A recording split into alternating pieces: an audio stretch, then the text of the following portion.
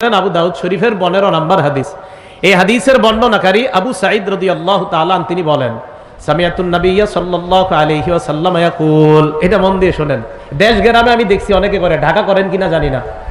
নবীজি বলেন, লা ইয়াখরুজুর রাজুলান ইয়াদরিবানিল গায়িতা। দুই ব্যক্তি বের হয়েছে মলমূত্র ত্যাগ করার জন্য। একজন এক পাশে বসছে, আরেকজন আরেক পাশে, অথবা ঢাকা শহর একজন এক প্রস্রাবখানায় আরেকজন আরেকটায়, অথবা দুই টয়লেটের মধ্যে একজনে একটাতে আরেকজনে আরেকটাতে বসছে, দুইজনে দুইটায়।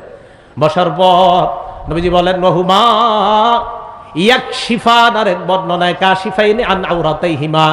দুজনেরই তো লজ্জাস্থানে কাপড় নাই, দুইজন দুই জায়গায় আছে কিন্তু লজ্জাস্থানে কাপড় নাই, উপর দিয়ে খোলা আছে। কিরে কি খবর? এই পাশ থেকে জবাব দেয়, হ্যাঁ ঠিকঠাক চলতেছে। নবীজি বলেন, ইয়াতাহাদ্দাসান, এই দুইজন যদি কথা বলে, ফাইন্নাল্লাহা ইয়ামকুতু আলা যালিকা, এই দুইজনের উপর আল্লাহ অসন্তুষ্ট হয়ে যায়। নাউযুবিল্লাহ।